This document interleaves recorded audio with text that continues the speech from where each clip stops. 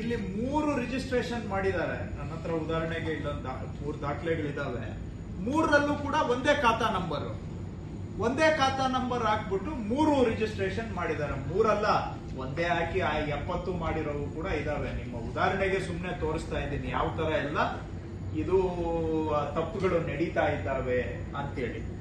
ಇದು ಏನ್ ಮಾಡ್ತಾರೆ, ಇನ್ ಕೆಲವರು ಈಗ ನಮ್ಮಲ್ಲಿ ರಿಜಿಸ್ಟ್ರೇಷನ್ ಮಾಡಬೇಕಾದ್ರೆ ಸ್ಕೆಚ್ ಕಡ್ಡಾಯವಾಗಿ ಇರಬೇಕು. ಆದ್ರೆ ಕೆಲವರು ಆ ಸ್ಕೆಚ್ ಇಲ್ಲದೇನೆ ರಿಜಿಸ್ಟ್ರೇಷನ್ ನಡೀತಾ ಇದೆ. ಅದನ್ನು ಕೂಡ ಒಂದು ಲಿಸ್ಟ್ ತೆಗೆಸಿದೆ ನಾನು. ಬರೀ ಕೆಲವು ತಿಂಗಳುಗಳಿಂದ ಈಚೆಗೆ, ಜನವರಿಯಿಂದ ಈಚೆಗೆ 200 ರಿಜಿಸ್ಟ್ರೇಷನ್ ಸ್ಕೆಚ್ ಇಲ್ಲದೆ ಆಗಿದೆ. ಹೆಂಗೆ ಇದೆಲ್ಲ ರಿಜಿಸ್ಟರ್ ಆಯ್ತು ಅಂತ ನೋಡಿದ್ರೆ, ಉದಾಹರಣೆಗೆ ಈ ತರ ನಾನು ತೆಗೆಸಿದೆ ಡೇಟಾ ಬೇಸ್ ಅಲ್ಲಿ ಎಷ್ಟು ರಿಜಿಸ್ಟ್ರೇಷನ್ಸ್ ಆಗಿದೆ ಅಂತ. ಸ್ಕೆಚ್ ಇಲ್ಲದೆ ಆಗಬಾರ್ದು. ನಮ್ಗೆ ಒಂದು ಅನುಮಾನ, ಇದನ್ನ ಏನ್ ಮಾಡಿದ್ದಾರೆ ಕೆಲವರು, ಇದು ಸೈಟು ಅಥವಾ ಜಮೀನು, ಆದ್ರೆ ರಿಜಿಸ್ಟರ್ ಮಾಡುವಾಗ ಇದು TDR ಅಂತ ಹಾಕ್ಬಿಟ್ಟು ರಿಜಿಸ್ಟರ್ ಮಾಡೋರೆ. TDR ಗೆ ಸ್ಕೆಚ್ ಬೇಕಾಗಿಲ್ಲ. TDR ಗೆ TDR ಡಾಕ್ಯುಮೆಂಟ್ ಬೇಕಷ್ಟೇ.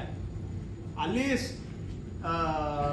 ರಿಜಿಸ್ಟರ್ ಮಾಡುವಾಗ ಸಿಸ್ಟಮ್ ಅಲ್ಲಿ TDR ಅಂತ ಹೇಳ್ತಾರೆ, ಆದ್ರೆ ಅಲ್ಲಿ ರಿಜಿಸ್ಟರ್ ಮಾಡಿರೋದು ಸೈಟ್ ಅಥವಾ ಜಮೀನು. ಸೊ ಇದರಿಂದ ವಂಚನೆನೂ ಆಗುತ್ತೆ, ಬರಬೇಕಾಗಿರ್ತಕ್ಕಂತಹ ತೆರಿಗೆ ಹಣದು ಕೂಡ ವಂಚನೆ ಆಗ್ತಾ ಇದೆ, ಅಕ್ರಮನೂ ಆಗ್ತಾ ಇದೆ, ತೆರಿಗೆ ವಂಚನೆನೂ ಕೂಡ ಆಗ್ತಾ ಇದೆ. ಸೊ ಈ ತರ ಎಲ್ಲ ತಪ್ಪುಗಳು ಏನು ಇವತ್ತು ನಮ್ಗೆ ಗೊತ್ತಾಗಿದ್ದಲ್ಲ, ಇದೆಲ್ಲ ನಮ್ಗೆ ನಾವು ಜವಾಬ್ದಾರಿ ತಗೊಂಡಾಗಿಂತಾನು ಕೂಡ ನಮ್ ಗಮನದಲ್ಲಿ ಇದೆ. ಸೊ ಅದಕ್ಕೆ ಇದನ್ನೆಲ್ಲ ಹೇಗೆ ತಡೆಗಟ್ಟೋದು ಅಂತ ಎಲ್ಲ ವಿಚಾರ ಮಾಡಿ ನಾವು ಕಳೆದ 7-8 ತಿಂಗಳಿಂದ ಮುಖ್ಯಮಂತ್ರಿಗಳು ಕೂಡ ನಮ್ಗೆ ಸೂಚನೆ ಕೊಟ್ಟಿದ್ದಾರೆ, ಇವೆಲ್ಲ ಅಕ್ರಮಗಳನ್ನ ತಡೆಗಟ್ಟಬೇಕು ಅಂತೇಳಿ. ಅದಕ್ಕೆ ನಾವೀಗಾಗಲೇ ಒಂದು ತೀರ್ಮಾನವನ್ನ ಮಾಡಿ ಪ್ರಾಯೋಗಿಕವಾಗಿ ಅನುಷ್ಠಾನ ಮಾಡಿದ್ದೇವೆ. ಈ ತರ ಫೇಕ್ ಖಾತಾಗಳು ಮೇಲೆ ರಿಜಿಸ್ಟ್ರೇಷನ್ ಆಗೋದು ನಮ್ಗೆ ಈಗ ಆಯ್ತು. ನೀವು ಕೇಳ್ಬೋದು ಅಧಿಕಾರಿಗಳಿಗೆ ಏನ್ ಮಾಡಿದ್ರಿ ಅಂತ. ಈಗ ಅಧಿಕಾರಿಗಳನ್ನ ಹಿಡಿಯೋದು, ಅವರಿಗೆ ಶಿಕ್ಷೆ ಕೊಡೋದು ಮುಖ್ಯ ಅಲ್ಲ, ಅಕ್ರಮ ಆಗೋದನ್ನ ನಾವು ತಡೆಗಟ್ಟಬೇಕು, ಅದು ಮುಖ್ಯ. ಅವ್ರ ಮೇಲೆ ಶಿಸ್ತು ಕ್ರಮ ಆಗೋದು ಮಾಡೋಣ, ಬಟ್ ಮುಖ್ಯ ನಮ್ಮ ಗುರಿ ಅಕ್ರಮಗಳನ್ನ ನಿಲ್ಲಿಸಬೇಕು. ಅಮಾಯಕರಿಗೆ ಇವತ್ತು ಇವೆಲ್ಲ ಫೇಕ್ ಖಾತಾ ಮೇಲೆ ತಗೊಂಡಿದಾರಲ್ಲ, ಅವ್ರ ಪರಿಸ್ಥಿತಿ ಏನಾಗ್ಬೇಕು? ನಾಳೆ ಅವ್ರಿಗೆ ಗೊತ್ತಾದ್ರೆ, ಅವ್ರಿಗೆ ಗೊತ್ತಿಲ್ಲ, ಅವ್ರಿಗೆ ಯಾರೋ ಮಾರಾಟ ಮಾಡೋರು ಜೆನ್ಯುವಿನ್ ಖಾತಾ ಅಂತ ಹೇಳ್ಬಿಟ್ಟು ಹಾಕಿ ಕೊಟ್ಟವ್ರೆ, ಅದ್ರ ಬೇಸಿಸ್ ಮೇಲೆ ಅವ್ನು ಕೊಂಡ್ಕೊಂಡಿದ್ದಾನೆ. ಈಗ ಕೊಂಡ್ಕೊಂಡವನ ಪರಿಸ್ಥಿತಿ ಏನಾಗ್ಬೇಕು?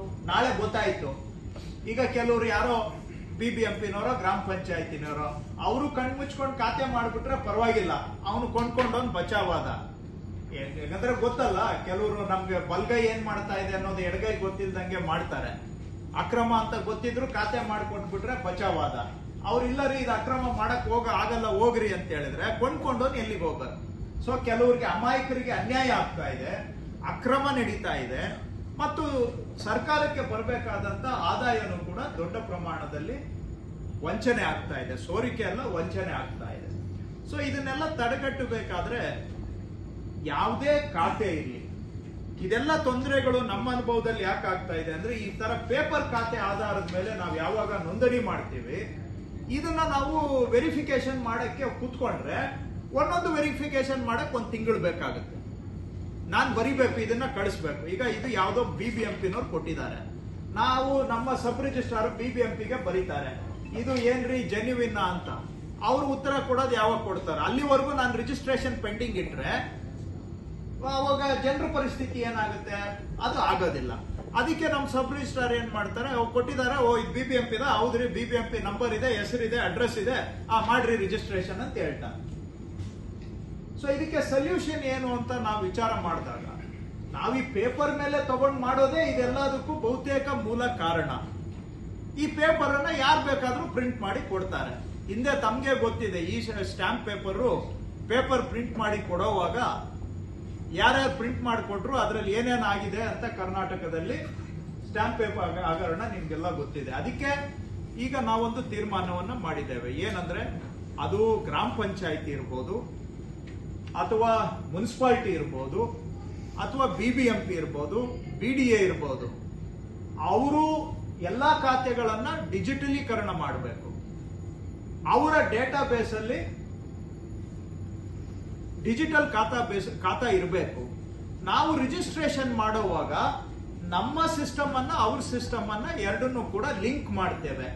ಅಲ್ಲಿ ಖಾತಾ ಇದ್ರೆ ಖಾತಾ ನಂಬರ್ ಸರಿ ಇರಬೇಕು, ಹೆಸರು ಮ್ಯಾಚ್ ಆಗಬೇಕು, ಅಡ್ರೆಸ್ ಮ್ಯಾಚ್ ಆಗಬೇಕು. ಇದು ಮ್ಯಾಚ್ ಆದ್ರೆ ಅದರ ಆಧಾರದ ಮೇಲೆ ಇದು ಜೆನ್ಯುವಿನ್ ಅಂತೇಳಿ ನಾವು ಆಟೋಮೆಟಿಕ್ ಆಗಿ ಖಾತಾ ಮಾಡುವಂತಹದ್ದು. ಸೊ ಇದಕ್ಕೆ